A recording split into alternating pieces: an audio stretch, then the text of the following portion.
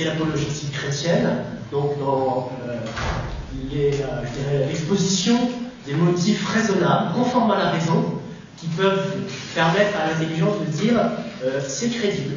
Le message que présente l'Église est recevable par ma raison.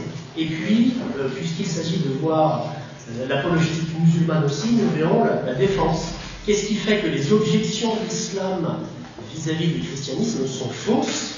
Et vis-à-vis de l'islam, qu'est-ce qui fait que nous pouvons dire que le message ordinaire de l'islam sur lui-même est faux? Ça, c'est très important pour nous qui voulons évangéliser les musulmans, d'avoir dans notre besace ces connaissances élémentaires qui justifient notre foi et qui prouvent que l'islam est faux. Oui, tout à fait. Alors, ce qu'il s'agit bien de voir, c'est que si on reste dans une pure apologétique, on est avant la foi. Il s'agit bien d'arguments conformes à la raison pour montrer que ce que le christianisme dit est crédible. Mais on s'adresse avant le domaine de la foi. On va montrer que tel ou tel point de vue est bien recevable par la raison. Si Dieu nous a donné une raison, c'est qu'alors cette intelligence, cette raison raisonnante, est apte à recevoir le message qui vient de Dieu. Si Dieu n'était pas l'auteur de la raison, je dirais, en tous les cas, il serait inutile de s'adresser à la raison. Mais la raison est le premier interlocuteur, je pense, avant de pouvoir considérer la foi qui est un don de Dieu. C'est pas nous qui allons donner la foi. Moi, je ne donne pas la foi. Même si je baptise un enfant, je ne donne pas la foi. C'est Dieu qui infuse la foi, c'est Dieu qui la donne. Par contre, nous pouvons préparer les intelligences. Et ça, c'est un travail extrêmement important. Préparer les intelligences à la réception du donné de la foi. En Matthieu 5, 14, vous vous rappelez, Jésus dit aux chrétiens, vous êtes la lumière du monde. Personne n'allume une lampe pour la mettre sous le lit, mais il la met sur le lampadaire pour que tout le monde voit la lumière. Donc il nous importe à nous, chrétiens, qui sommes la lumière du monde, de montrer, de donner cette lumière. D'ailleurs, on ne possède que ce que l'on donne, n'est-ce pas? Ensuite, dans le même sens, notre Seigneur dit aussi rien n'est caché qui doit être révélé. Nous sommes dans une religion exotérique et non pas ésotérique. C'est-à-dire que nous devons faire connaître. Il n'y a rien à cacher chez nous. Donc, puisqu'il n'y a rien à cacher, il faut tout dire. C'est vraiment la première exigence de notre Seigneur. Le message qu'il nous a donné, il faut le transmettre. D'abord, je pense, précisément pour ceux qui ne sont pas habitués ou pour ceux qui ne connaissent pas, par cette préparation antécédente qu'est l'apologétique. Je suis convaincu qu'il y va de notre propre salut. Je vous rappelle ce verset de Saint Paul, chapitre 10 de l'Épître aux Romains, où Saint Paul dit « Si tu crois dans ton cœur que Jésus est ressuscité, alors tu deviens juste, et si de ta bouche tu proclames ta foi, alors tu parviens au salut. » C'est quand même impressionnant de voir comment Saint Paul, dans ces deux versets successifs, joint la foi et la mission. Impossible de croire sans donner la foi. Imaginez quelqu'un à la fin de la dernière guerre mondiale qui apprend que la guerre est finie. Est-ce qu'on peut imaginer qu'il reste chez lui? Arrête de rester chez lui à jour de millions, pendant que tout le monde est terrorisé autour de lui. Il va leur dire, les gars, ça y est, c'est fini. Ben nous, c'est la même chose. Une bonne nouvelle, on ne peut pas ne pas la dire. Parce que plus on la donne, plus elle va grandir, cette vie qui est communiquée par la foi. Entrons peut-être dans le vif du sujet, en fait. Oui. Alors, allons-nous commencer par la réponse aux objections qui peuvent être faites par l'islam contre le christianisme? Alors, mes chers frères et sœurs, comme vous le savez, Jésus dit, je suis la vérité. Il ne faut pas avoir honte de dire ça. Nous connaissons la vérité. Saint Jean, dans la première épître, il dit ça. Je vous écris, vous dites encore, parce que vous connaissez le Père, et vous avez vaincu le monde. Jésus se donne à nous, il est la vérité. Nous connaissons la vérité. Si on dit qu'on ne connaît pas la vérité, on ne connaît pas Jésus. Donc, voilà. Et donc, et l'islam qui vient après, qu'est-ce que ça fait d'autre que le mensonge, que l'imposture? Donc, il n'a aucun fondement, en fait. Pour se justifier, pour faire valoir sa doctrine, eh ben, il va mentir. Il va mentir. Et il va mentir notamment en disant que les chrétiens ont falsifié la Bible.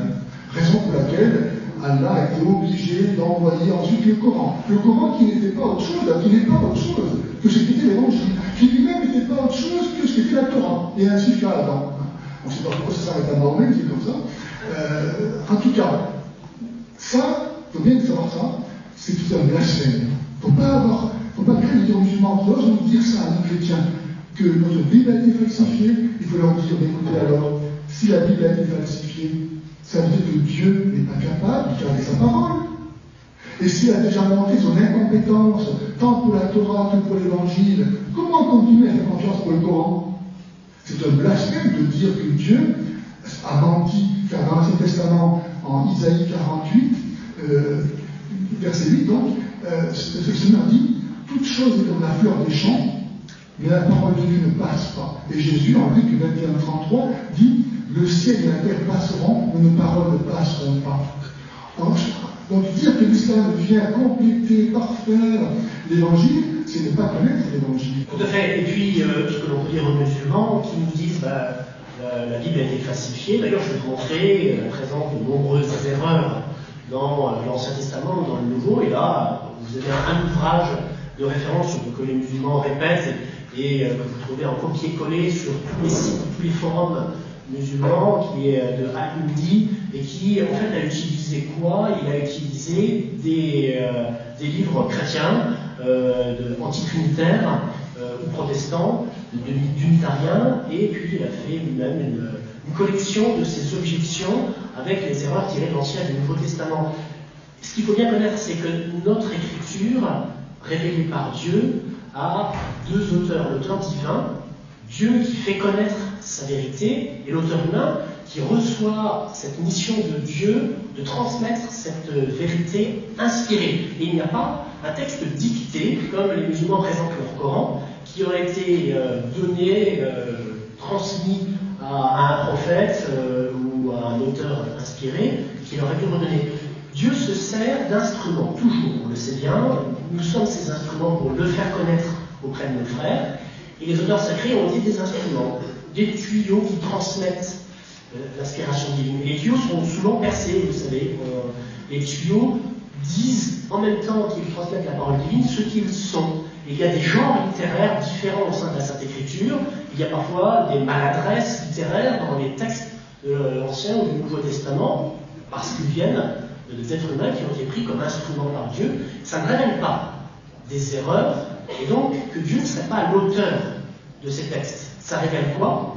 Que Dieu veut se servir de nous, nous associer à sa grandeur pour se faire connaître et se faire aimer.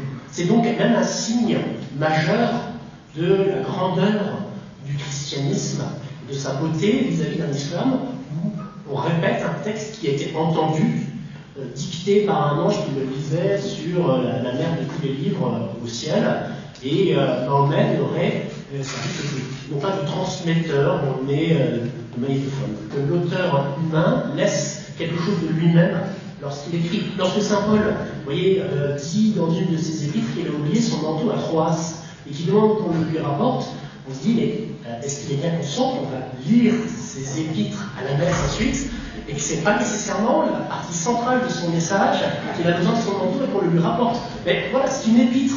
Saint Paul dit les choses en même temps que le contenu le plus important sur notre Seigneur, sur le sacerdoce, sur la charité divine. Puis si les musulmans nous disant que notre écriture est falsifiée voulaient vraiment aller au bout de leur logique, ils devraient nous apporter la vraie, c'est-à-dire le vrai Injil, le vrai Évangile, la vraie Torah, et qu'ils ne peuvent pas nous présenter.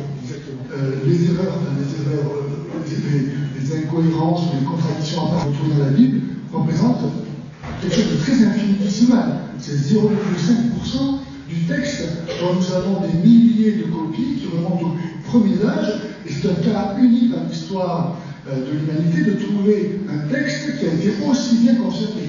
Donc on ne peut pas accuser la Bible de contenir des aberrations, parce que non seulement il y a très peu, et puis en part du marché, elle porte sur des choses insignifiantes, qui ne remettent pas du tout en question l'essentiel de la foi. Mais, monsieur Abbé, autre question, puisque puisque l'islam vient après le christianisme, que le Coran vient après les évangiles qui viennent après l'Ancien Testament, est-ce que ce n'est pas un signe de la supériorité de l'islam sur le christianisme? Alors, mon cher frère, tout ce qui est postérieur n'est pas forcément supérieur. Chacun d'entre nous sait que la pourriture, la décadence, la perversion, ça vient après l'état de perfection qui se corrompt. Et puis d'une part. Et d'autre part, à ce moment-là, pourquoi ça va été à Mahomet et ne pas prendre les Bahaïs, les Mormons, les témoins de Jéhovah, qui sont eux aussi venus après, qui tiennent le même discours. Voilà. Donc il y a toujours quelqu'un qui viendra. Hein. Donc le qui est venu après, et à ce moment-là, il faut qu'il y ait les Mormons, le Haredi, le témoin de Jéhovah. Hein.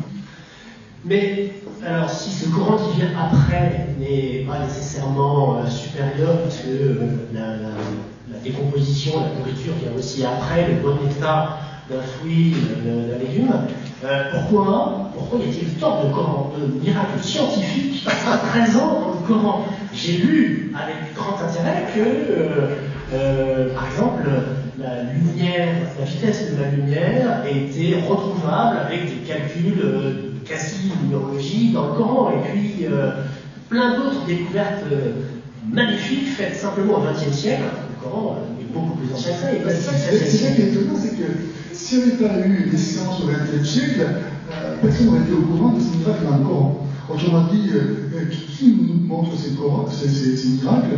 C'est la science, c'est pas le Coran. Mais, alors, vous êtes en train de nous dire, par exemple, monsieur l'ami, que le Coran n'annonce pas de découvertes scientifiques qui seront faites au XXIe siècle ou dans la deuxième moitié du XXIe siècle? Je pense même certainement. Tout, en effet, comme vous le disiez, c'est un très important point de l'apologétique musulmane, cette question des pseudo-miracles scientifiques du Coran. Or, aucun des sites qui propagent ad nauseam tous ces miracles du Coran ne nous présente une invention à venir qui est déjà présente dans le Coran, une nouvelle découverte, une formule mathématique, une présence, une découverte chimique qui va venir, qui n'est pas encore trouvée, mais qui est déjà dans le Coran. Sans compter que l'objet de la révélation, qui est de nous montrer qui est Dieu, Dieu se révèle par sa parole. On connaît quelqu'un en écoutant ce qu'il dit, la Bible, donc la transcription de la parole de Dieu, pour que Dieu se fasse connaître. Il nous parle pourquoi? Pour se faire connaître et nous faire connaître son projet. Son projet n'est pas une théorie scientifique, il n'est pas une formule chimique. Dieu n'est pas un objet de science expérimentale. Voilà. Peut-être qu'on pourrait lister dans la vie de Jésus les moyens dont se sert Jésus pour asseoir la crédibilité de sa parole. Oui. Alors effectivement, il va se servir des Saintes Écritures. Souvent Jésus cite l'Ancien Testament pour montrer que s'accomplissent les prophéties. Et de fait, les apôtres, les évangélistes, les premiers chrétiens ont montré comment Jésus ne tombe pas par hasard. C'est pas quelqu'un qui vient comme ça et qui dit voilà, je suis envoyé par Dieu. Mahomet, il vient et personne n'attendait. Souvenons-nous de l'épisode que nous avons entendu récemment à la messe des apôtres d'Emmaüs, des disciples d'Emmaüs. Notre Seigneur ouvre leurs yeux et découvre la Sainte Écriture pour leur montrer comment il était normalement connaissable, qu'il allait venir, qu'il était le Messie et un serviteur souffrant, qu'il était nécessaire qu'il meure et qu'il ressuscite. Et donc tout ça était déjà présent. Vous voyez, les musulmans, ils disent eh bien, nous avons avec vous le même rapport que vous avez, vous, avec le judaïsme. Vous êtes venus après le judaïsme, dans le plan de Dieu, c'était prévu, d'accord. Eh bien, les Juifs n'ont pas accepté Jésus et l'Église. Eh bien, vous faites pareil avec nous. Il a envoyé Mahomet et vous ne recevez pas. Eh bien, pourquoi on ne donne pas le mot, n'est-ce pas? Parce que les Juifs attendaient le Messie, donc le christianisme ne vient pas par hasard, il vient répondre à cette attente. Or, nous n'avons personne. Si Jésus est Dieu, on ne peut pas avoir plus que Dieu. Et jamais les chrétiens, pendant les 6 siècles qui ont séparé la venue de Jésus de la venue de Mahomet, jamais les chrétiens n'ont attendu la venue de quelqu'un de plus que le Messie. Les Juifs attendent toujours le Messie qui n'ont pas reconnu en Jésus, mais nous n'attendons personne, sauf le retour en gloire de Jésus. Oui. Et donc, Mahomet qui se présente comme, plutôt, la religion de Mahomet qui le présente comme le sceau des prophètes, qui viendrait comme l'ultime prophète, ne peut pas s'inscrire dans une lignée puisque Jésus n'est pas à proprement parler un prophète, il est plus qu'un prophète, il prophétise, mais il est plus qu'un prophète, et il est le Messie, le Fils de Dieu. Et donc, la lignée, je dirais, de prophétie qui prépare et qui annonce Jésus s'arrête à Jésus. Il y aura d'autres prophètes après Jésus, parce que d'autres personnes qui vont avoir le charisme de prophétie, mais qui ne seront pas des prophètes annonçant le Messie, qui seront des prophètes annonçant la venue passée du Messie. Ensuite, on peut voir comment Jésus, donc, non seulement il fait appel aux Saintes Écritures, mais aussi il fait appel à la raison. Souvent, il nous apôtres, avez-vous compris, réfléchissez par vous-même. Alors que dans l'islam, moins on comprend, mieux on croit. La raison et la foi sont séparées. La foi est d'autant plus pure qu'on croit sans comprendre. Ensuite, Jésus il y a eu des miracles. Ça a été une des raisons pour lesquelles beaucoup de gens se sont rapprochés de lui. Aujourd'hui, il y a des miracles. Donc il ne faut pas hésiter à les amener. Alors, ces miracles, vous avez toujours des objections, des personnes qui vous disent mais les miracles, on ne les voit pas, ou il y avait beaucoup de miracles au temps de Jésus, soi-disant inscrits dans la Bible, mais aujourd'hui on ne les voit pas, on les voit. Bon, souvenez-vous que pour qu'il y ait une personne béatifiée ou canonisée, il faut un miracle pour sa béatification, un autre pour sa canonisation, et nous avons pléthore de nouveaux bienheureux, de nouveaux saints. Nous ne connaissons pas toujours les miracles qu'ils ont fait, mais ils ont été là. Puis, nous pouvons avoir des rencontres assez intéressantes avec des miracles, je dirais, non pas sur commande, mais à date fixe. Il existe en Europe des miracles à date fixe et dont vous pouvez voir sur YouTube, sur Internet, des représentations vidéo.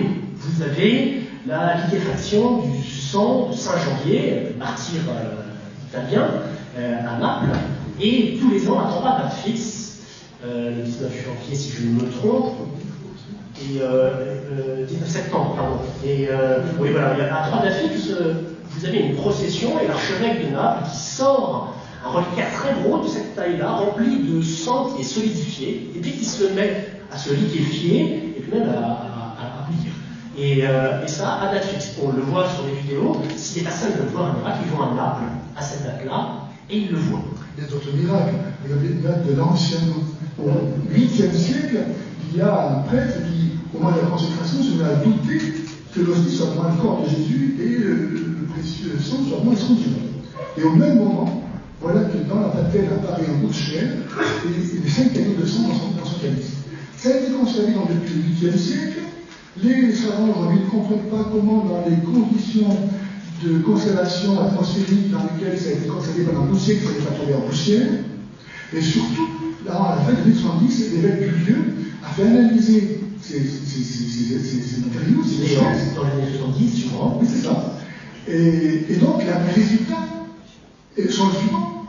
Ça a les mêmes propriétés que du sang frais vivant, du sang humain frais vivant. Donc là, quelque chose de la science, pour le coup, montre que ces espèces sont vivantes, que c'est humain, depuis 12 siècles. Jésus est vivant. Alors voilà, il y a d'autres parts de Robin, la vie des saints. Oui, il y a un certain nombre d'autres miracles. Alors, c'est un miracle déjà effectué qui se maintient. Comme à Giano, il y a beaucoup de miracles eucharistiques présents en Europe, dont on peut voir des traces. Parfois, les traces ne subsistent plus, mais il en existe beaucoup. Si ce point vous intéresse, il y a un petit livre qui a été fait sur les miracles eucharistiques, dans lequel vous en trouvez peut-être 200 ou 300. Des miracles très nombreux. Vous avez, voilà, tous ces miracles, le Saint-Suaire qui nous montre de façon extrêmement mystérieuse la persistance de ce qui s'est déroulé au moment même de la résurrection de notre Seigneur. Il explique ça tout de suite. Face à cela, l'apologétique musulmane nous parlait donc des pseudo-miracles scientifiques du Coran, où parfois vous avez des choses. Alors, si vous avez envie de vous divertir, je vous invite à aller regarder sur les sites musulmans pour voir ce qu'ils peuvent vous dire. Ça montre une certaine imagination, parfois une grande naïveté, mais on n'arrive pas à avoir le même souci de l'exactitude, de l'aspect scientifique pour examiner les miracles. Et puis, il y a une chose dans le rapport au miracle, c'est que le Coran lui-même, nous parlant de Jésus et de Marie, nous les montre faisant des miracles, mais Mahomet, non. Les miracles, Mahomet est censé en avoir fait, qui sont relatés dans sa biographie, mais qui est bien ultérieure au Coran. Et on voit d'un seul coup, dans ce livre, qui présente religion musulmane, un homme venu miraculeusement au monde, d'une mère qui fait des miracles, et qui précède un homme qui ne fait pas de miracles. La grandeur et la supériorité sont déjà présentes entre ces deux, entre Jésus et Mahomet, dans le Coran. Alors, pour terminer avec l'histoire des miracles, je voudrais vous donner cet argument fantastique. Parce que pour les musulmans, le miracle par excellence, c'est le Coran. Allah, souvent dans le Coran, il lance un défi au lecteur: apportez donc une sourate ou des versets semblables à ceci. Sous-entendu, c'est incapable. La preuve que le Coran n'est pas fait de main d'homme, c'est qu'il est inimitable. Or, il se trouve que dans le Coran, par exemple, à la sourate 72, il y a des djinns qui parlent, c'est-à-dire des démons. Donc, Allah lui-même est pris au pied avec sa parole, car la parole des djinns est identique à celle d'Allah. Donc, les djinns ont apporté eux-mêmes des versets semblables à ceux du Coran. Vous me suivez ou pas? Non? Vous dormez déjà, je crois. Bon, ok, des fois, il y en a qui parlent en disant j'invoque le dieu de la lune, ou je ne sais pas quoi. Mais qui parle? C'est pas Allah qui parle. Il est écrit: j'ai été envoyé à toutes les villes, à la dernière cité. C'est pas Allah qui parle. Qui aurait envoyé Allah?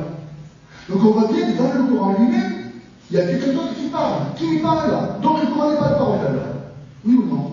Oui. Ah, ben voilà, je fais bien. Et faut dire ça aux musulmans. Vous les désarçonnez, c'est ceux qui en ont.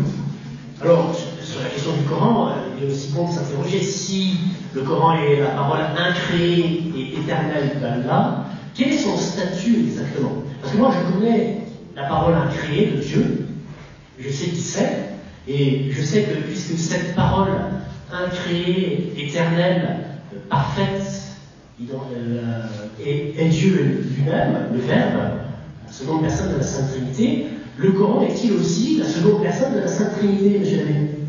Alors, à ce sujet-là, je voudrais faire remarquer une chose, c'est que le Coran dit que Jésus est la parole de Dieu. Ce qu'il ne dit pas de la parole de Dieu. Et puis un peu plus loin, le Coran dit que tout a été fait par la parole de Dieu. Sous-entendu, Jésus n'a été fait par personne.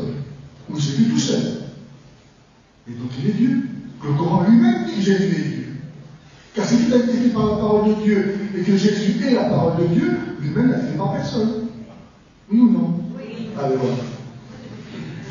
Donc, le Coran n'est pas incréé, n'est pas éternel. Alors vous savez, il y a plusieurs Corans qui ont existé. On voit que le troisième calife Othman a lui-même brûlé tous les Corans qui ne lui plaisaient pas pour créer le sien, et c'est lui-même qui a ordonné, d'après les traditions musulmanes elles-mêmes, c'est lui-même qui a composé le Coran avec des sourates de longueur décroissante.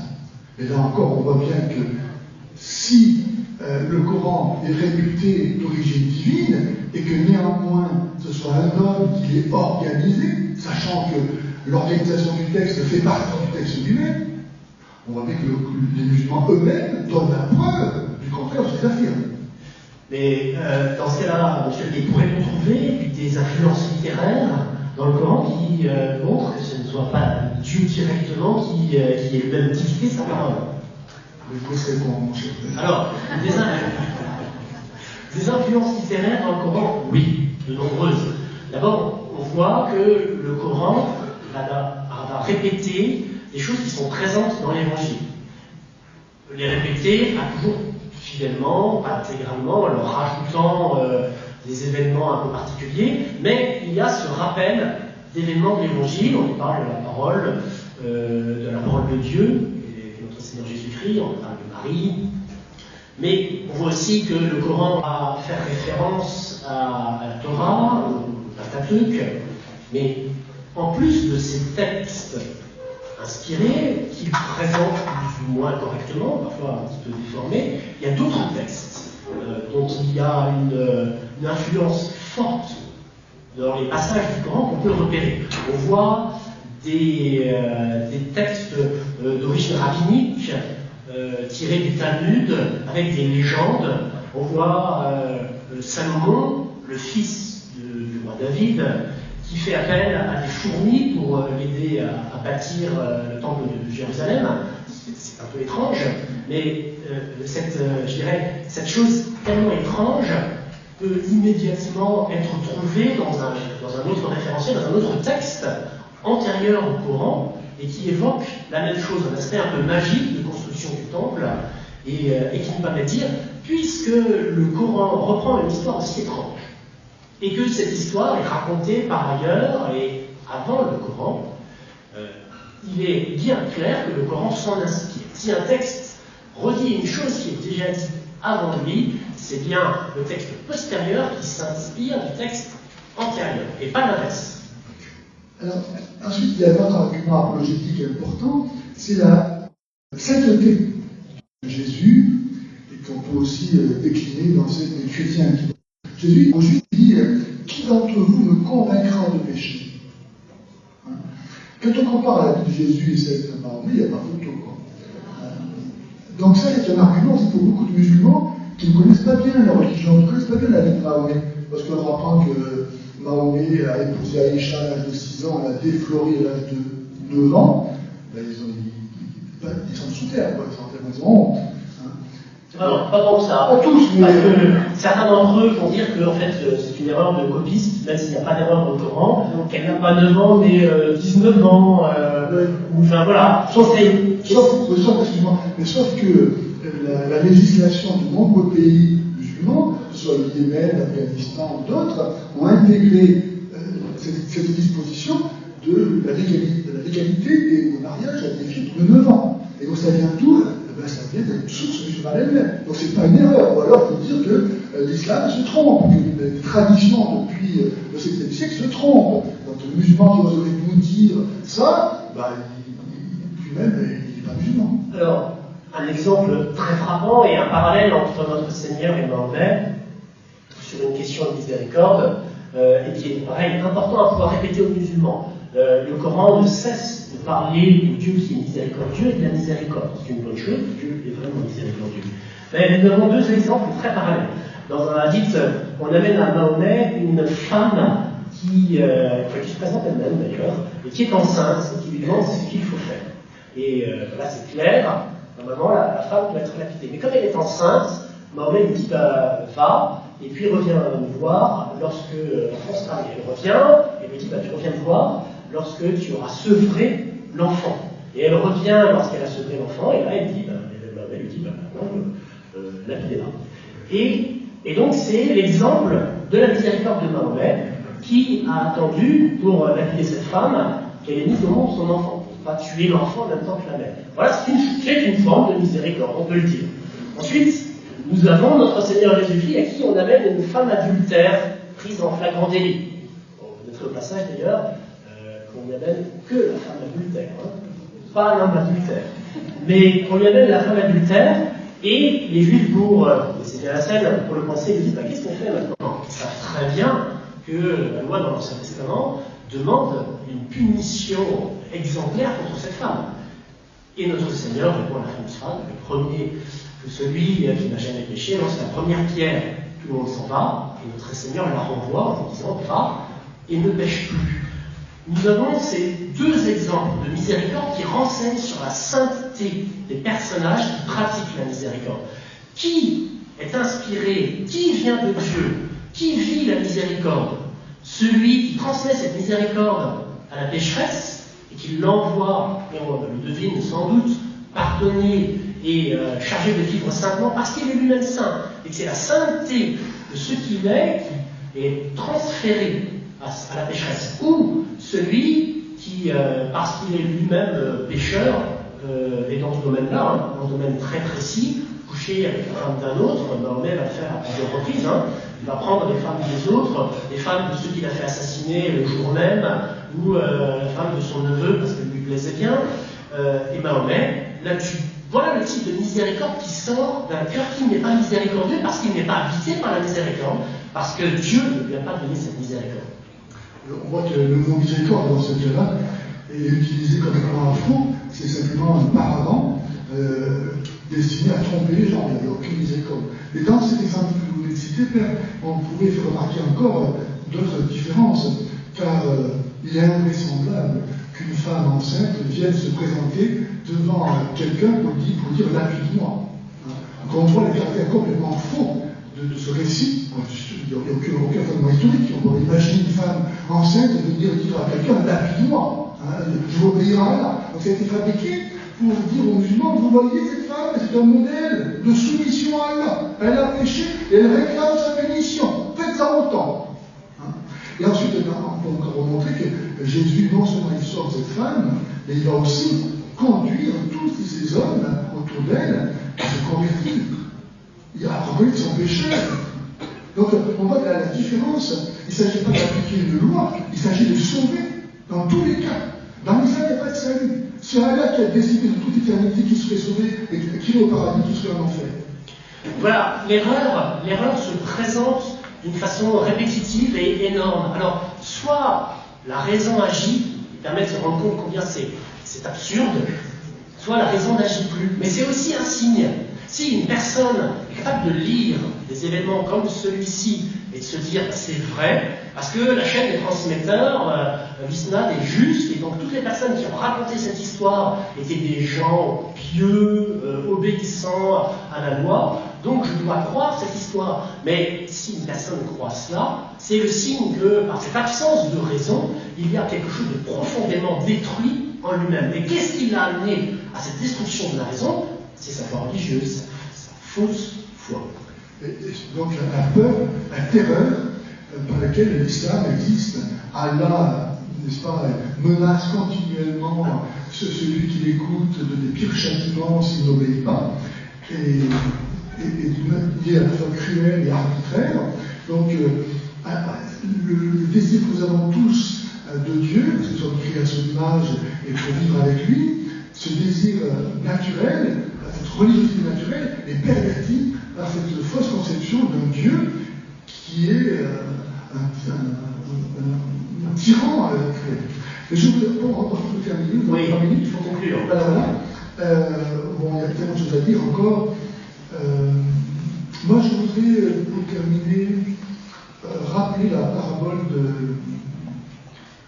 du semeur. Vous vous rappelez, il y a du grain qui tombe sur le chemin, les oiseaux viennent, le mangent, ça ne pousse pas, donc voilà. Et puis il y a du grain qui tombe dans les endroits pierreux, où il n'y a pas de terre, donc ça va être séché par le soleil.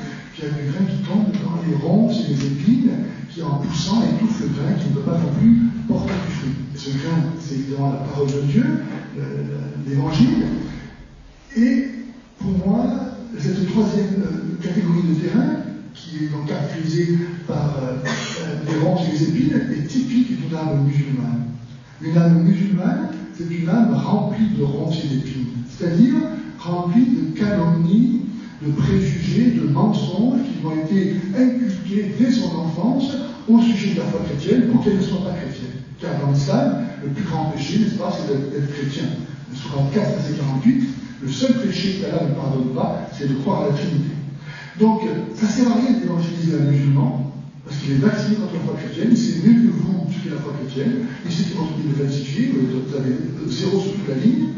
Donc, ce qu'il faut commencer par faire, c'est par arracher les ronces et les épines. Aucun paysan ne va semer du bon grain dans son champ qui est rempli de ronces et d'épines. Il va commencer par arracher les ronces et les épines. C'est ce qu'il nous faut faire. Quand on est musulman, ce n'est pas tellement la peine, à mon avis, de lui parler, à moins qu'il ne soit pas tellement islamisé, de lui parler de la foi chrétienne, parce qu'il est formaté contre ça, mais lui montrer les contradictions du Coran et de l'islam, pour qu'il commence à réfléchir. Posez des questions. Vous savez, j'ai écrit un bouquin qui s'appelle Interroger l'islam, donc il n'y a pas plus de questions, il y a 1501 à poser aux musulmans. Posez des questions, ça ne vous engage pas. Le musulman, il ne sait pas si vous posez des questions, parce que peut-être vous voulez vous convertir, donc vous cherchez à mieux connaître l'islam. Et on a maintenant lui-même à réfléchir, là, c'est le commencement de la fin pour lui. L'amener à réfléchir, c'est en fait dégoupiller une grenade à l'intérieur et laisser agir. Je voudrais terminer moi en disant que, pour reprendre votre image, il faut arracher les ronces qu'il peut y avoir dans l'âme pour aider à arracher quelque chose qui est solidement mise en terre, il faut humidifier la terre. Je pense que notre amitié, notre bienveillance même, vis-à-vis de musulmans qui peuvent être très hostiles, très inamicaux, notre amitié, notre bienveillance, qui se manifestera extérieurement et aussi intérieurement par notre prière et par notre désir de sauver ces âmes, sera une des conditions indispensables pour pouvoir porter du fruit à cette apologétique et cette annonce de l'Évangile.